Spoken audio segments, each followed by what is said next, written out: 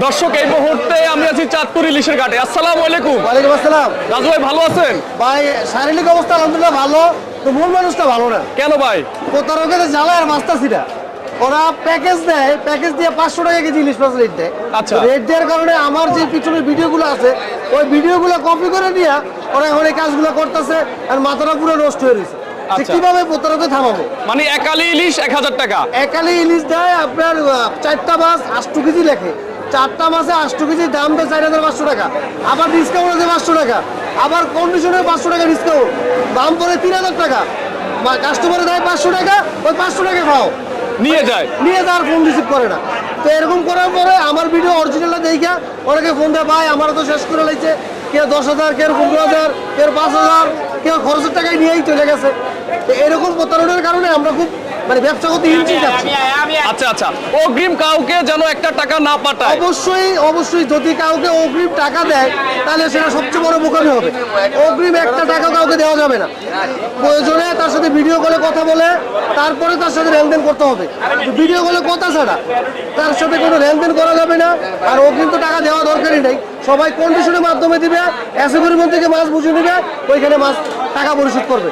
আচ্ছা যাই হোক, এখন হাতে যে ইলিশ দেখতেছি এগুলো কোথাকার ইলিশ? এগুলো অরিজিনাল চাঁদপুর ইলিশ। অরিজিনাল চাঁদপুর ইলিশ? ইনশাআল্লাহ অরিজিনাল চাঁদপুর ইলিশ। এগুলোর ওয়েটটা একটু বলেন। এগুলো ওজন 1200 গ্রাম। 1200 গ্রাম। আজকের বাজারে চাঁদপুরের যে ইলিশটা কত বিক্রি করতেছেন? আজকের বাজারে 1200 গ্রাম ইলিশগুলো বিক্রি করতেছি 1750, 1800 এর ভিতরে। আচ্ছা, এটা আজকের জন্য? আজকের জন্য। দামটা আপ ডাউন করে? কাঁচামাল বাজার প্রতিদিন আপ ডাউন করে।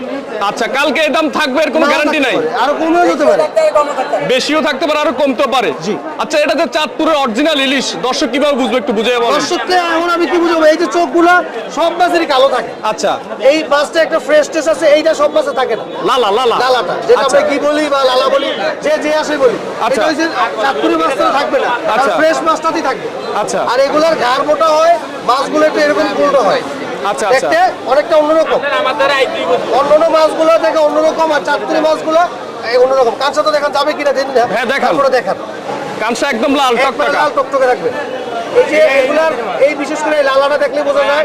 আর আমাদের চাঁদপুরে যারা মাছ দিবে, চাঁদপুর থেকে আমাদের মতন ভিডিও যারা করে তাদের থেকে তো মাছ দেয়, অবশ্যই আগে বুঝে শুনে তারপর তার থেকে মাছ দিতে হবে। অগ্রিম কাউকে যেন একটা টাকাও কেউ না দেয়। একটা টাকাও যেন কাউকে দেওয়া না লাগে বা দিতে না পারেন। আচ্ছা, এখানে আমরা বড় ইলিশ দেখতেছি। জি, এগুলো 1.5 কেজি পরিমাণ। দুইটা হাতে নেন। আচ্ছা, এই যে আমরা দুইটা ইলিশ দেখতেছি, বসেন আপনি। এগুলো আজকের বাজারে কত বিক্রি করতেছেন? এগুলো আজকের বাজারে 2000 টাকা। আজকের বাজারে 2000 টাকা বিক্রি করতেছেন? জি, এগুলো 1.5 কেজি পরিমাণ, 1.5 কেজি 22 কেজি এরকম হয়।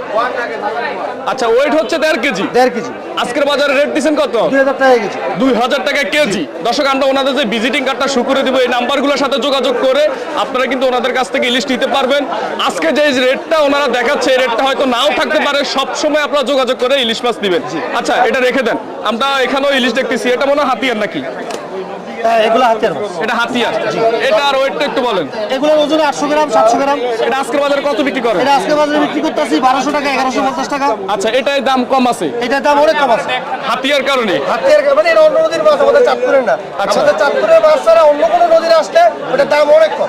অনেক কম। এখানে ছোট ইলিশ দেখতেছি, এটা কয়টা কেজি হবে? এই ছোট ইলিশগুলো যদি নেয় কেউ 750 টাকা কেজি। কয়টা? 4টা কেজি নাকি? না 4টায় 3টায়। 4টায় 3টা কেজি নাকি? জি। আচ্ছা, আপনার ভিজিটিং কার্ডটা শো করেন। এটা আমার ভিজিটিং কার্ড। যদি কেউ মাছ নিতে চান বা বাজার জানতে চান অবশ্যই যোগাযোগ করবেন।